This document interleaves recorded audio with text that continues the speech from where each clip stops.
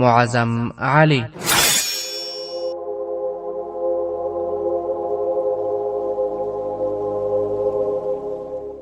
د ایمان، وطن او عدالت لپاره د انګریزي استعمار پر وړاندې د مبارزې اتل.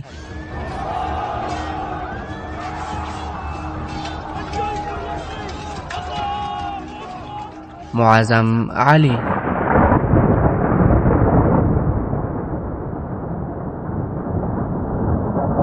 شپږمه برخه.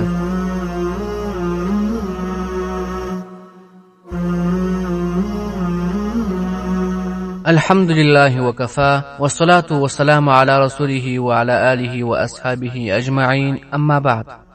وړونو، په تیره برخه کې مو وویل چې د مراټانو پوځ پر کلا حمله وکړه. د پوځ یو افسر معظم علي ته وویل موږ خبر یو، خو چې کله هغوی دلته راسي نو په مخ کې به یوازې دا کار کوي چې تاسو ته قبرونه وکیندي. موږ تاسو ته د وروستي ځل لپاره وخت ورکوو چې فکر وکړئ، که تر دې وروسته د مرشد آباد ټولې خزانې زموږ په پښو کې انبار کړي خبره به مو نه ورو. معظم علي وویل تاسو 1,00,000 روپۍ غواړئ، خو له موږ سره ستاسو لپاره یوازې ګولۍ دي، ته تلای سې، موږ ستاسو د یرغل انتظار کوو. افسر وویل ښه ده، تاسو به نور ډېر انتظار ونه کړئ. مراټي پوځي افسر دا وویل او بیرته راوګرځېده او سپین بیرغ یې پر مځکه وغورځاوه. په ګړندیو ګامو بهر ته ووتی. لږ ځنډ وروسته مراټیانو له شاوخوا بامونو نه بیا ډزې پیل کړې او د معظم علي ملګریو د حویلۍ د هستوګنځي د خونو له بامونو پر هغوی ځوابي ډزې کولې. تر لمر لوېدو پورې د ټوپکو دغو ډزو دوام درلودی. تر هغو وروسته مراټیانو ډزې بندې کړې. د هغوی زیاتره کسان تر اوسه پورې د حویلۍ په بهرني انګړ کې راټول وه. ماښام مهال له هغوی سره څو نور ډلې هم ملګري سوه. معظم علي پر دې خبره باور و چې هغوی د بل یرغل لپاره د تیاری انتظار کوي.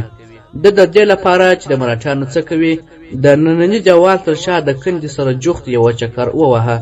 شمالي دیوال ته چې نږدې سو څه ترپارې واورېده او دی وپوهېده چې مراټیانو د دیوال تر شا د ځمکې پر کیندلو بوخت دي. چې ختیځ دیوال ته ورسېد نو هم پرې پوه سو چې همداسې کوي. د ماښام په تیاره کې هغه د شمالي او ختیځ دیوال په یوه کونج کې د عام پر یوه ونه وختې او ولیدل چې په سلګونه تنه مراټیان د ځمکې په کیندلو بوخت دي. معظم علي زر بیرته راکښته سو او پر ټولو مرچلو راوګرځېده. خپل سرتېري خبر کړل چې مراټیان غواړي د شمال او ختیځ لوري ته د دیوال له غوڅولو وروسته له دې لوري توند برید وکړي. بیا یې په لندني پوړ کې راټول شوي خلکو ته وویل چې نور باید په لندني پوړ کې کومه ښځه پاته نه سي. که په پسني پوړ کې په خونو کې ځای نه وي نو بامو ته وخیږي. که مراټیان دلته راغلل نو تاسو هر یو باید د خپلو خویندو میندو عزت او ابرو د ساتنې لپاره جګړه وکړئ. لږ ځان وروسته دوی د جوال شمالي او ختیځ لور ته د ریګونو له ډکو بوجیو نه نوي مرچلونه جوړول. نږدې 10 بجې د جنوب او لویدیځ لوري ته د لوړو بامونو نه مراټیان بیا ډزې پیل کړې. معظم علي په منډه د میدان په بهرنیو او دننه مرچلونو باندې راوګرځېده او خپل سرتېرو ته یې لارښوونه وکړه چې دښمن له شمال او ختیځ لوري نه تر یرغل مخکې غواړي ستاسو پام بل لوري ته واړوي. تاسو د دې ډزو پروا مه کوئ. د کور له بام نه به څو تنه د دښمن د ډزو ځواب ورکوي، خو د نورو ټولو پام باید دې لوري ته وي. د شپې نږدې 11 بجې وې چې یو پر بل پسې څو چاودنې وسوې. د شمال او ختیځ دیوالونه چې بنسټونه یې کیندلي وه څو ځایه راپرېوتل. د دیوالونو له رالوېدو سره سم مراټیان زورور یرغل راوړ. د دننه هم د ګولیو باران پیل سو، خو یرغل کوونکو له تیارو نه ګټه پورته کړه او له کندې تېر سول او هڅه کوله چې بنسټونه لرې کړي. دوی له درانه زیان ګاللو وروسته په انګړ کې تت سول او پر مخ روان سول. په دې موده کې مراټیانو د پوځ یوې ډلې نیغ په نیغه له دروازې سره د انګړ په لور د یرغل هڅه وکړه، خو د کلا ساتونکو هغوی پرې نښودل چې د انګړ د منځ مرچلونو ته نږدې سي. توپونه یو ځل بیا وچلېدل او مراټیان له درانه زیان وروسته په شا سول. تر دې وروسته د جګړې ټول زور په شمالي او ختیځ لوري و. د یرغلګرو لپاره چې د شپې تیاره څومره په ګټه وه هغومره په تاوان هم وه. دوی د دیوالونو له غورځولو نه وروسته ناڅاپي یرغل راوړ او غوښتل یې د حویلۍ د ساتونکو له وارخطایي نه ګټه پورته کړي، خو د حویلۍ د ساتونکو غیر معمولي ټینګار د دوی زړونه وغورځول. په تیاره کې دوی نه پوهېدل چې څومره ملګري یې وژل سوي او ټپیان دي، خو د ګویلیو په باران کې د ټپیانو کریژو هره شېبه د دوی وارخطایي زیاتوله. څو تنو د لارې د مشلونو له ماتولو وروسته کور ته نږدې سول، خو پر تورو لاټیو او خنجرونو د وسلوالو کسانو ډله له خونو او برنډو نه پرې راووتل او پرې ورپرېوتل. څو تنه مراټیان ووژل سوه او نور یې پر مخ وتښتېدل. لږ ځنډ وروسته یرغل کوونکو پر کور د یرغل پر ځای د انګړ د ونو تر شا پټ سول او د پاته لوېدلو دیوالونو له شانه یې ډزې کولې. قدرمنو اورېدونکو، نیمه شپه چې سپوږمۍ راپورته سوه، د ښار له مختلفو برخو نه د نغارو غږونه را اوچت سول. مراټیانو یو په بل پسې چیغې وهلې او د بهرني دروازې په لوري ورټولېدل. د حویلۍ ساتونکو د ټوپکو د ډزو پر ځای د تښتېدونکي دښمن د پښو ترپهار اورېده. معظم علي د برنډې په مخه کې له یو مرچل نه راووتی او په لوړ غږ یې وویل: داسې ښکاري چې دښمن ښار پرېږدي، خو کېدای شي چې دا یو چل وي. تاسو په خپلو منډلو کې څک اوسئ او زما د قومندې انتظار کوئ. زه پاس خېږم او څار کوم. معظم علي په تیاره کې په پام سره ګامونه اخیستل او د زینې په لور ورغلی. پر زینه چې یې پل کښېښود، د چا غږ یې واورېدی. څوک یې؟ معظم علي د حسن بیګ غږ وپېژند. ویې ویل: زه یم کاکا جانه، ته چېرته ځې؟ حسن بیګ وویل: غوښتل مې چې له تا نه پوښتنه وکړم چې مراټیان ولې ناڅاپي ډزې بندې کړې. معظم علي وویل: زما په ګمان هغوی بیرته درومي او نور د یرغل هیڅ خطر نشته، خو زه یو ځل بام ته خېږم او ځان ډاډه کوم او بیرته سمدستي راځم. معظم علي لړزان پرته پر زینک وخوت او بام ته ورسېد. په یوه کونج کې یې د ټوپک ډزې واورېدې. پر بام د حسن بیګ د خپلو نوکرانو پهره وه. د هغوی د معظم علي په امر په یوه کونج کې راټول سوي وه، خو له هغوی نه یو تن د بام په کونج کې ډاډه ولاړ و او خپل ټوپک یې ډکاوه. معظم علي ګړندی وړاندې ورغلی او په غوسه یې ورته وویل: ناپوهه، سر دې ټیټ کړه. خو هغوی د معظم علي پروا ونه کړه او په داسې حال کې د خپل ټوپک په ډکولو بوخت وه چې سترګې د ام د ونې پر تنه شخې وې. معظم علي د کلا له کوم ساتونکي او یا د حسن بیګ له نوکر نه له امر نه د سرغړونو هیله نه درلوده. هغه غوښتل چې نور څه ووایي چې د ټوپک ډز سو او د ده د سر ویښتان یې ونیول او تېره سوه. معظم علي سمدستي کښېناست. څو شېبې یې له خولې سوڼ نه وخت. بیا یې یو وېرېدلی ښځینه غږ تر غوږ سو: ته خو روغ یې؟ زه رک روغ یم، خو د ځان وژنې تر دې اسانه لاره دا ده چې د ګولۍ انتظار پر ځای سترګې پټې کړه او لاندې ټوپ ووهه. معظم دا وویل او بیا په ګونډو وړاندې ورغلی. هغه یې تر مټ ونیوه او لاندې یې راکش کړ. معظم علي ترې وپوښتل: دغه ګولۍ له مخامخ کومې ونې راغله؟ هوکې. ته څوک یې چې د خپلې پوښتنې څه ځواب یې وانهورېد؟ معظم علي بیا وویل: ته سمدستي کښته ولاړ شه، نجونو ته دلته ځای نشته. بیا هغې هم هېڅ ځواب ورنه کړ او پر ګونډو سوه. د انګړ په لور یې وکتل او بیا یې یو ډز وکړ. معظم علي سر ورپورته کړ او په انګړ کې وکتل او ویې ویل: تا هسې هوایي ډزې وکړې، ګوره سر دې لږ ښکته کړه. نجلۍ وویل: که تا لانجه راسره نه وای کړې، زما نښاښه به نه وای خطا سوې. اوس هغه بلې څانګې ته ولاړ شه. دا زما ټوپک رانه ډک کړه. ته دې ټوپک راکړه. بیړه وکړه چې هغه د لاندې کوزېدو هڅه کوي. معظم علي خپل ټوپک هغې ته ونیوی او ورته ویې ویل: واخله، ته هغه وینې؟ نجلۍ جګه سوه، نښه یې ونیوله او ویې ویل: هوکې. معظم علي په غوسه ورته وویل: د خدای لپاره سر دې ټیټ کړه. نجلۍ وویل: زه د وروستي ځل لپاره ستا له امر نه سرغړونه کوم. نجلۍ دا وویل او په ټوپک یې ډز وکړ. په انګړ کې د ام له ونې نه کړس سو یو دروند شی راولوېدی. معظم علي وویل: نور دې زه ترسره کړ، خو د مراټي لپاره دې باید دومره ځان په خطر کې نه وای اچولی. نجلۍ وویل: هلته یو تن نه و. ما د خپلې خونې له کړکۍ نه 4 تنه ولیدل چې په ونه ختل. یو مې له همغه ځایه په ټوپک وویشت او راومې غورځاوه. 2 نور یې وتښتېدل. دغه څلورمې له خونې زما نښ ته نه برابرېده، ځکه زه دلته راوختلم. معظم علي د شمېربۍ په نړا کې د لومړي ځل لپاره نجلۍ ته په ځیر وکتل. هغه سپینه بګړۍ وهلې وه او په غاړه کې یې د باروتو کڅوړه ځړېدله.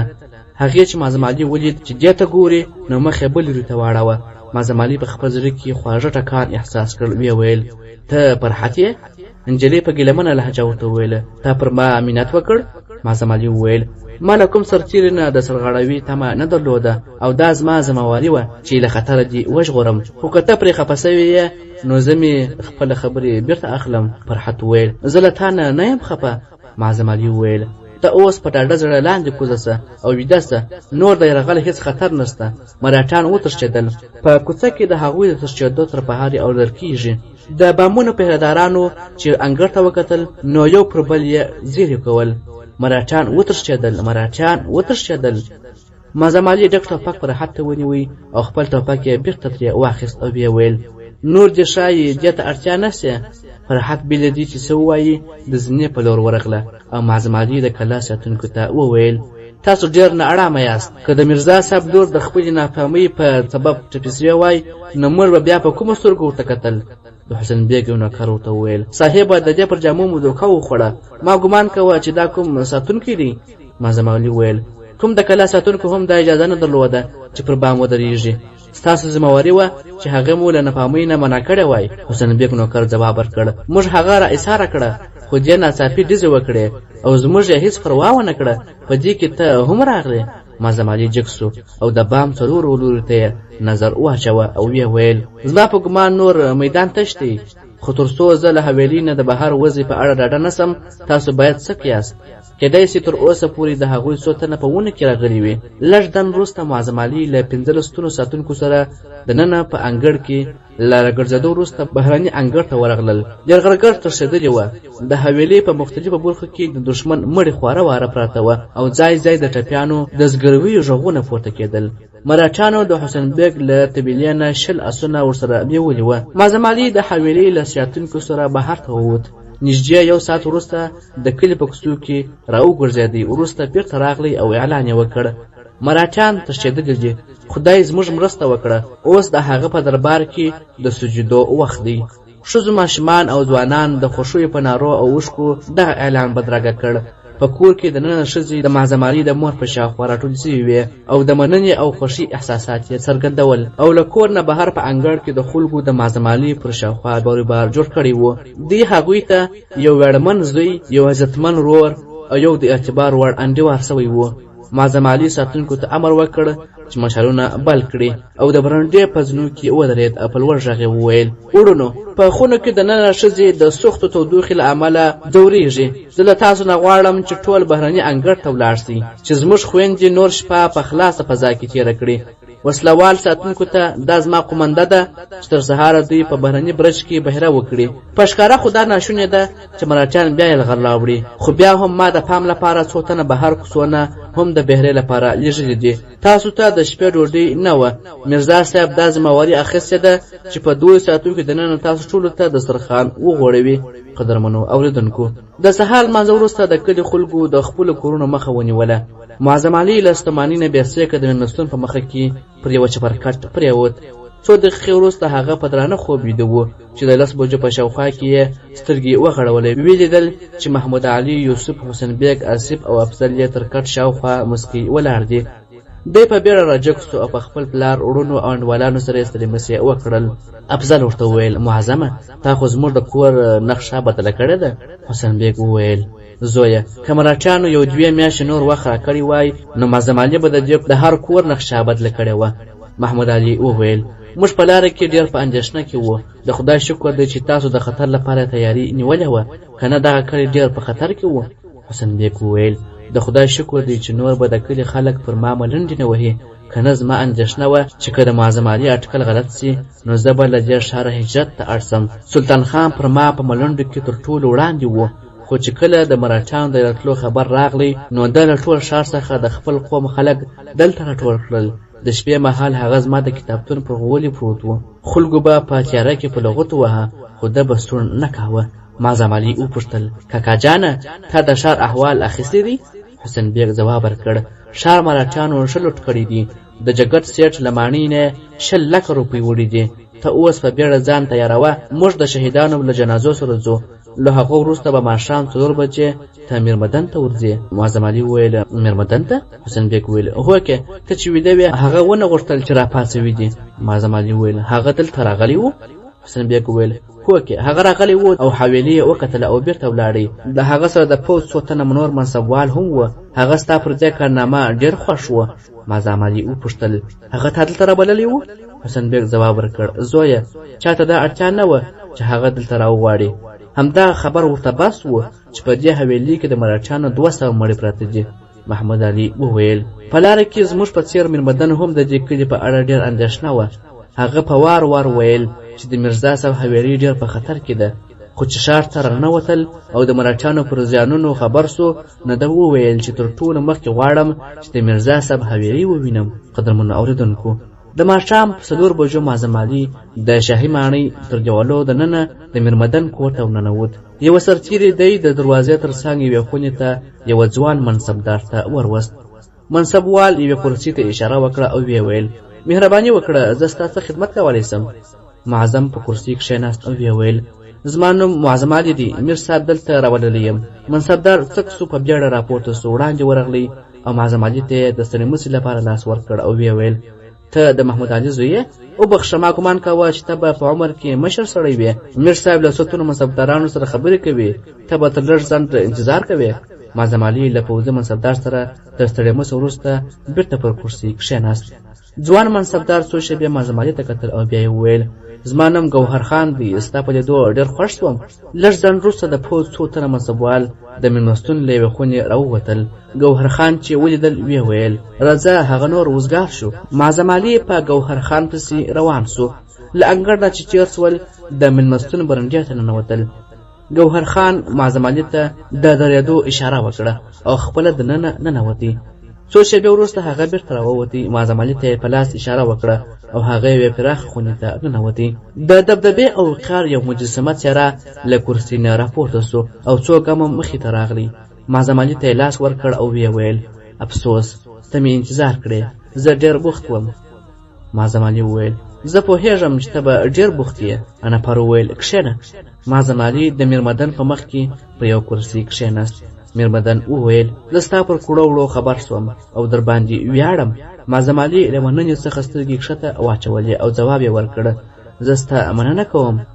میرمدن وویل ته مې د دې لپاره رابللی یې چې د بنګال پوځ ستا په څېر ځوانانو ته اړتیا لري. د میرزا حسین بیګ له خبرو نه ماته داسې ښکاره سوه چې ته په پوځ کې خدمت نه خوښوې. زه دا دعوه نه کوم چې سیاست مدار یم، یوازې یو سرتیری یم او د یو سرتیري او پوځي په توګه دا زما دنده ده چې ټول د کار ځوانان په پوځ کې راټول کړم. د کلي د ساتنې په اړه چې ما ستا کارنامه ولیده په دې وپوهېدم چې ستا سیاسي نظریات هر ډول وي. په اوسني وضع کې له دې انکار نشي کولی چې د بنګال پوځ دې خدمت ته اړتیا لري. له مراټیانو سره په تېرو جګړو کې زما څو تنه غوره جنرالان شهیدان سول او زما د زړه له کومې دا هیله ده چې د هغوی له ټولو نه د یوه ځای اوس بېرته ډک کړم. تر ننه ما د منصبونو په ویش کې د چا سپارښت نه دی منلی، خو ستا معامله توپیر لري. معظم علي اندېښمن سو، ویې ویل که میرزا صاحب زما سپارښتنه کړې وي نو زه افسوس کوم. ما ګمان کاوه چې دی به زما په پېژندلو کې غلطي نه کوي. میرمدن په مسکا وویل بچیه، میرزا حسین بیګ نه د هغه په ماڼۍ کې پرتو د مراټیانو 200 مړو ستا سپارښتنه کړې. بیا چې زه ستاسو د کلي په کوڅو کې تېرېدم د بوډاګانو او زلمیانو په سترګو کې مې د مننې اوښکې ماته دا پیغام راکاوه چې په دې کلي کې یو داسې ځوان شته چې پر همت، مړانه او هوښیاري یې ته باور کولی سې. معظم علي وویل مګر ما خو یوازې یوه اړتیا پوره کړه، دا خو څه د ویاړ کارنامه نه وه. میرمدن وویل تا یو وړوکی اړتیا پوره کړه، اوس دې زه یې د یوې لویې اړتیا له پوره کولو لپاره رابولم. معظم علي له لږ چرت وروسته ځواب ورکړ که دغه بلنه د بل چا له لورې سوی وای نو ما به بې له دې چې فکر پرې وکړم نه مې منله، خو ستا په مخ کې خبرې کول هم زه سپېڅلګي بولم. میرمدن وویل ته دې ته اړتیا نه لرې چې خبرې وکړې. او قلم یې راواخیست او پر کاغذ یې په لیکو بوخت سو. چې لیکل یې پای ته ورسول نو معظم ته یې وویل زه ستا له امر نه سر نه لغړوم. زما د زړه نازړهتوب او اندېښنې سبب دا دی چې زه د هغه مشرتابه نه ډاډه کېدی نسم چې د ولس د ټولنیزو غوښتنو پر ځای د خپلو اړتیاو او غوښتنو سره سم د خپلو دوستانو او دښمنانو په غوره کولو کې نظر بدلوي. میرمدن لیکلی کاغذ معظم علي ته ونیوی او ویې ویل سرتیري تل د خپلو سیاستوالو د غلطیو کفاره ادا کوي او ته یو سپاهي یې. زه په بنګال کې غواړم پوځ له هغو خلکو نه پاک کړم چې د ولس د راتلونکي په اړه تل د هغوی سیاستوال په څیر فکر کوي چې له وخت نه ګټه پورته کوي او دا کار ستا په څیر رښتوني او دنده پېژندونکو ځوانانو له ملاتړ نه پرته نسي کېدی. زما باور دی چې ته به په پوځ کې یو ورځ هغه ټولنیز ضمیر راویښ کړې چې د سیاسي ټګانو غلطي ونه زغملی سي. دا ستا د ټاکنې فرمان دی. زه تا ته 2 ورځې وخت درکوم.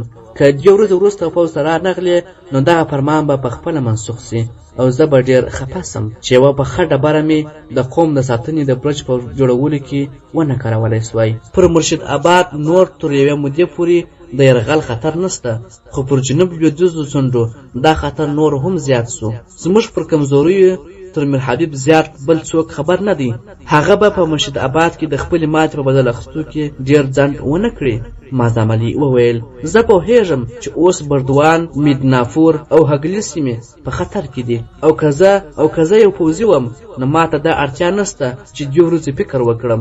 زه همدا اوس پرېکړه کوم چې سبا ته به د خپل کنډک قومنده په لاس کې واخلم. قدرمنو اوریدونکو، علي وردي خان په مرشد آباد کې خپل پوځونه له سره منظم کول چې ناڅاپه مراఠي پوځ د میر حبیب په مشري د هګلي کلا ونیوله. د برسات یعنی باراني موسم له امله د مرشد آباد نه د مرستو لارې بندې وې او مراఠیانو له کوم کلک ټینګار او جګړې پرته د بدوان، میدناپور او بامر په سیمو کې لوټ او تالان ګډ کړ. په څو اونیو کې وضع داسې سوه د مرشد آباد په جنوب لویدیځ کې هیڅ سیمه د مراఠیانو له یرغلونو نه خوندي نه وه. چې د باران موسم لږ نرم سو، علي وردي خان له بشپړې تیاري سره له مرشد آباد نه پرمختګ پیل کړ او کټوې ته نږدې د بهاګرتي د سیند پر غاړه یې واړول.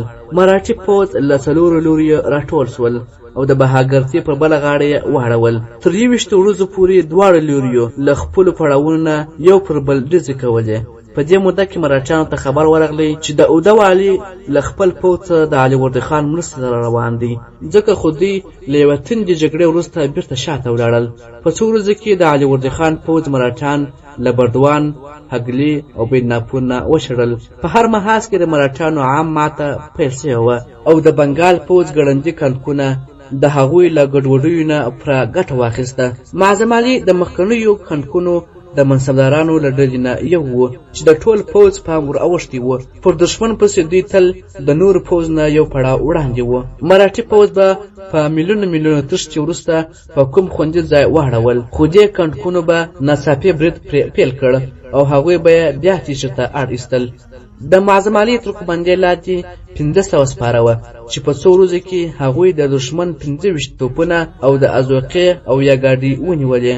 علي وردي خان مراఠیان د اړیسا تر بریدونو پورې وزغلول.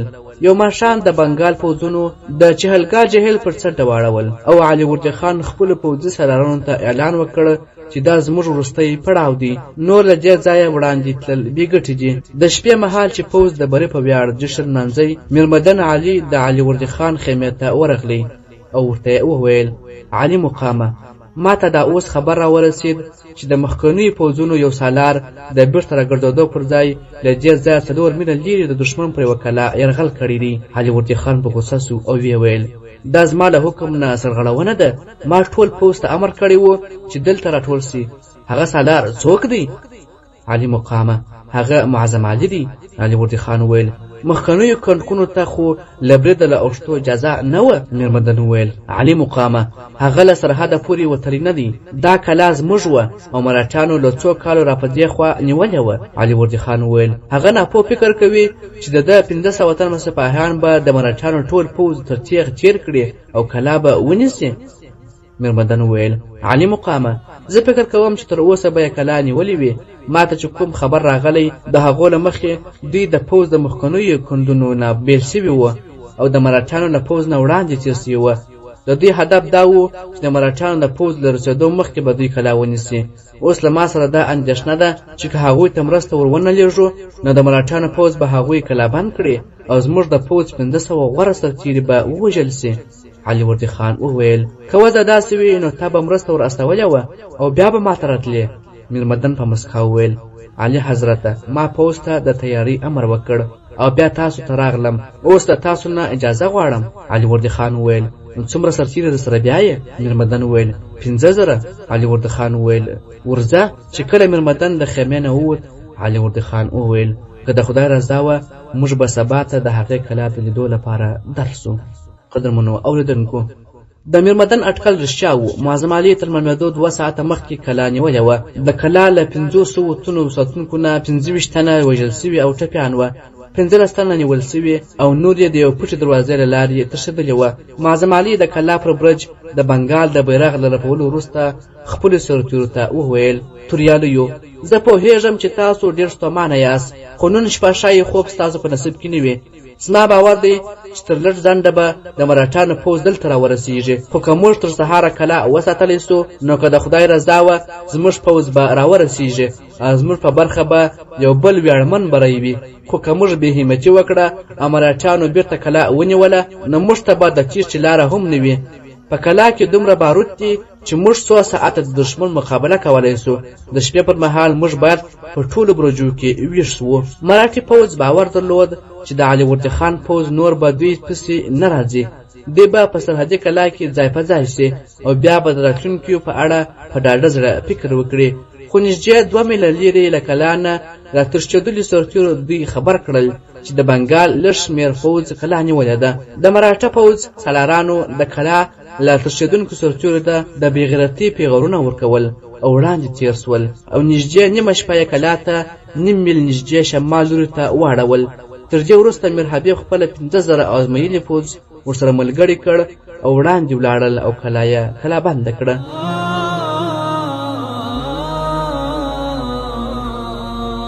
قدرمنو اوریدونکو، دا چې پر کلا باندې دی بریالي کېږي او که نه، دې ته او د دې ته ورته پوښتنو ځواب په راتلونکي برخو کې واورو.